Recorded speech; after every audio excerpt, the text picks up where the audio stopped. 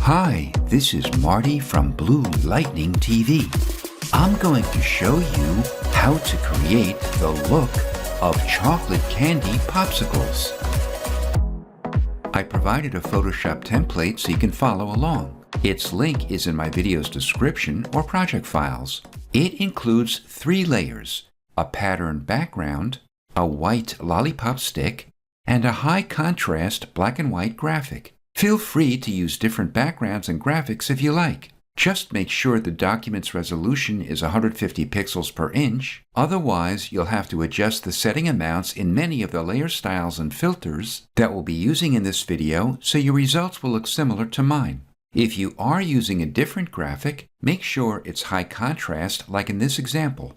Before we begin, if you haven't yet subscribed to Blue Lightning TV, click the subscribe button to let you know as soon as I upload new Photoshop tutorials. I upload a new one every week. The first step is to make a selection of Mickey's face. To do this, open your Magic Wand tool and make sure Contiguous is not checked. If it is, click it to deactivate it.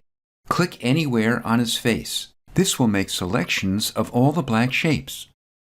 Hide the graphic and click the New Layer icon to make a new layer.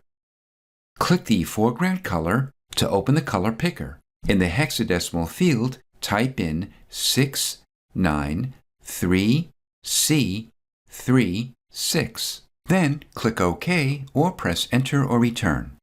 We'll fill the selection with a new foreground color by pressing Alt or Option plus Delete. Deselect it by pressing Ctrl or Command D. Open back the Magic Wand tool and this time check Contiguous.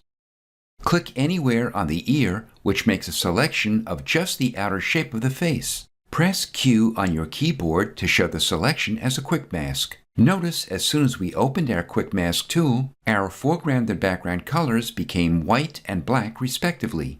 We'll delete the quick mask on the inside of the face by opening our Paint Bucket tool and clicking inside the face. Press Q again to revert it back into a selection. Go to Select, Modify, and Expand. Expand it by 14 pixels. Then click OK or press Enter or Return.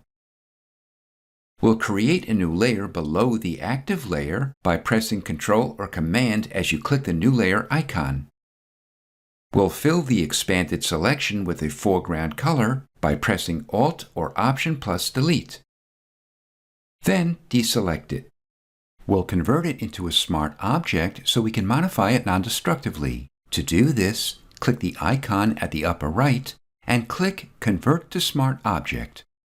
Temporarily hide the layer and make the top layer active. Convert it into a smart object as well. Double-click an empty area of the layer to open its layer style window. Click Bevel and Emboss. The style is inner bevel, the technique is smooth, and the depth is 188%. The direction is up, the size is 30 pixels, and soften it 4 pixels. The shading angle is 130 degrees, and the altitude is 53 degrees. Open the Gloss Contour list and click the gear icon. Check Large or Small List and click Rounded Steps. The highlight mode is linear light, the color is white, and the opacity is 100%. The shadow mode is linear burn, and its opacity is 5%. Click the color box and type in 582D27. Then click OK. Click Contour and open the contour list. Click Shadow Slope Valley. The range is 75%. Click Inner Glow and the color box. Pick black. The blend mode is multiply and the opacity is 50%. The technique is softer, the source is edge, the choke is 0, and the size is 24 pixels. The contour is linear and the range is 50%. make the layer below it visible, and active. We'll copy the effects from the top layer by going to Effects and pressing and holding Alt or Option as you drag a copy of it onto the layer below it. Double-click Bevel and Emboss to open it in the Layer Style window. Change the depth to 1000 pixels. Control-click or Command-click the thumbnail of the top layer to make a selection of its shape. Alt or Option-click the layer mask icon to make an inverted layer mask of the selection next to the active layer. Next, we'll create a recess into the chocolate candy just above the lollipop stick. Double-click the solid brown shape to open its source image. Click the layer mask icon to make a layer mask next to the layer. Open your brush tool and brush picker. Pick a soft, round brush. Make the size 10 pixels, the hardness 0%, and the opacity and flow 100%. Brush a small curved indentation into the bottom of the shape. Click the small X to close the file, and when you see this message, click Yes to save the changes. Next, we'll add a subtle sheen to the surface of the chocolate, but before we do, Shift-click the top layer to make it active as well, and convert the two layers into one smart object. Go to Filter, Artistic, and Plastic Wrap.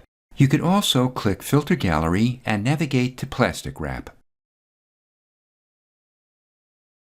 I'll make the highlight strength 1, the detail 1, and the smoothness 15, but feel free to play with these amounts.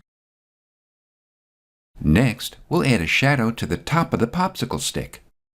Drag up the popsicle stick layer just below the chocolate candy.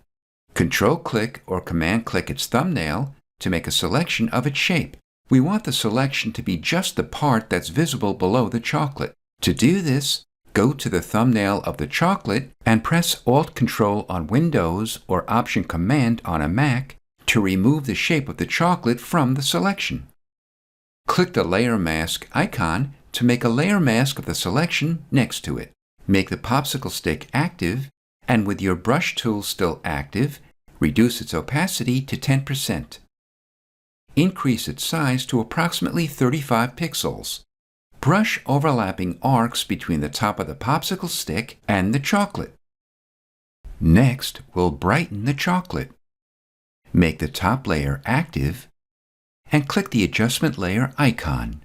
Click Curves. We want this adjustment layer to be clipped or restricted to affect just the chocolate layer. To do this, click the clipping mask icon or go to Layer and create clipping mask.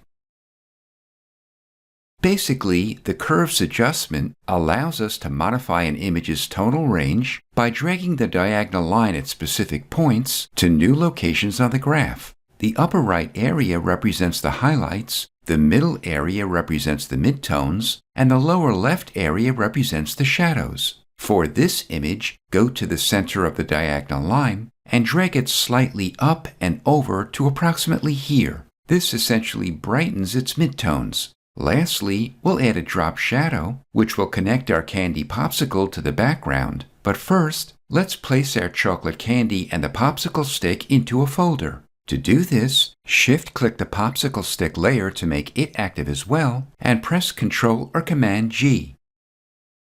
Double-click an empty area next to the folder to open the Layer Style window. Click Drop Shadow.